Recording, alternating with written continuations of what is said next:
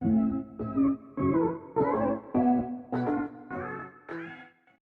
जैसे नालायक मुझको बर्बाद करोगे। तुम लोगों के बाप दादाओं को भी मैंने लोहे के चने चबाए हैं। आज मैं अगर तुम लोगों जैसे लोगों की चलती ना मूवी माफिया, और तुम जैसे सड़े हुए सूडो जर्नलिस्ट की चलती, तो आज मैं इंडिया की टॉप एक्ट्रेस और हाईएस्ट पेड एक्ट्रेस नहीं होती। मैं तुम्हारे सामने हाथ जोड़ती हूँ और कह रही हूँ कि प्लीज़ मुझे बैन करो। नमस्कार दोस्तों, आज मैं अपनी जो हमारी इंडियन मीडिया है उसके बारे में आपसे कुछ कहना चाहती हूँ। लेकिन मैं ये ज़रूर कहूँगी कि ऐसा नहीं है कि हर जगह अच्छे लोगों के साथ में कुछ बुरे लोग भी होते हैं। और जो मीडिया है उसने जितना मुझे प्रोत्साहित किया है, जितना मुझे प्रेरित किया है, इतने अच्छे सलाहकार, इतने अच्छे दोस्त जो मुझे मीडिया में मिले हैं, मैं कहूँगी कहीं ना कहीं मेरी सफलता में उनका बहुत बड़ा हाथ है। उनकी मैं हमेशा आभारी रहूँगी। लेकिन जो दीमक की तरह जो एक सेक्शन मीडिया का है जो हमारे देश में दीमक की तरह लगा हुआ है और उसको धीरे धीरे करके उसकी गरिमा को, उसके स्मिता को, देश की इंटेग्रिटी को, देश की एकता को आए दिन अटैक करता रहता है, आए दिन इनके जो भी है झूठी अफवाहें फैलाते रहते हैं, अपने गंदे भद्दे विचार, देशद्रोहिता के जो विचार हैं वो ओपनली सबके सामने रखते हैं। और इनके खिलाफ हमारे कॉन्स्टिट्यूशन में किसी भी तरह का कोई भी ना पेनल्टी है और ना ही कोई सज़ा है।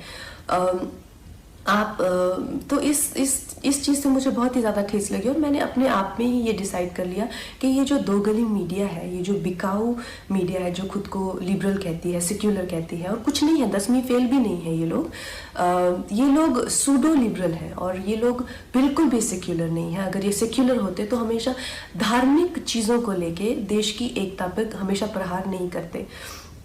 ऐसे ही एक चिंदी से जर्नलिस्ट को मैं एक दो दिन पहले एक प्रेस कॉन्फ्रेंस में मिली, तो उसी की तरह बहुत सारे लोग हैं जो जितने भी हमारे जो सीरियस इश्यूज़ हैं, हमारे जो सीरियस कॉजेज़ हैं। वर्ल्ड एनवायरनमेंट में डे के दिन मैंने प्लास्टिक बैन को लेके एक कैंपेन किया था, जिसमें मैंने प्लास्टिक के खिलाफ ईशा योगा सेंटर के साथ में काफ़ी कुछ एक्टिविटीज़ की थी। इस जर्नलिस्ट को मैंने उसकी खिल्ली उड़ाते हुए देखा। फिर मैंने काउ स्लॉटर के अगेंस्ट, एनिमल क्रूलिटी के अगेंस्ट एक कैंपेन किया, उसका भी ये मजाक उड़ा रहा था। एक शहीद पे मैंने फिल्म बनाई, उसके नाम की खिल्ली उड़ा रहा है। और प्लीज़ आप ये गौरतलब ये है कि इनके पास किसी भी तरह का कोई तर्क वितर्क, समीक्षा या विचार जो कि एक पत्रकार का हक है, उस तरीके से नहीं गाली गलौज करके, गंदी बातें लिख के, प्रोफेशनल ट्रोल्स जो हैं खुद को मुफ्त का खाना खाने पहुंच जाते हैं ये हर जगह प्रेस कॉन्फ्रेंस पे। मैं जानना चाहती हूँ कि कोई तो क्राइटेरिया होना चाहिए कि अगर आप खुद को जर्नलिस्ट कह रहे हैं, क्या आपने किया हुआ है? मुझे एक अपना लिखा हुआ कोई ना कोई एक पीस या एक ब्लॉग, जैसे मैं खुद को अगर कलाकार कहती हूँ तो कुछ तो होना चाहिए टू माई क्रेडिट। आप खुद को क्यों पत्रकार कह रहे हैं? किस लिए आप पत्रकार बने हुए हैं?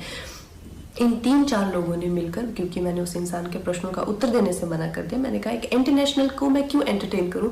मेरे पास किसी भी तरह के देशद्रोही के लिए 0% टॉलरेंस है। तो 3-4 लोगों ने मिलकर मेरे खिलाफ एक कोई गिल्ड बनाई है, शायद कल ही बनी है, ना ही उसकी कोई मान्यता ही है और ना ही उसकी कोई धारणा ही है।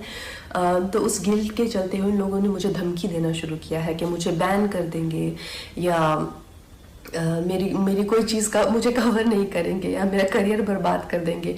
अरे नालायकों, देशद्रोहियों, बिकाऊ लोगों, तुम लोगों को खरीदने के लाखों भी नहीं चाहिए। तुम लोग तो इतने सस्ते हो, 50-60 रुपए में बिछ जाते हो। जो अपनी देश के साथ गद्दारी करे, अपनी ही थाली में जिसमें खाते हैं उसी में छेद करते हैं, तुम जैसे नालायक मुझको बर्बाद करोगे। तुम लोगों के बाप दादाओं को भी मैंने लोहे के चने चबाए हैं।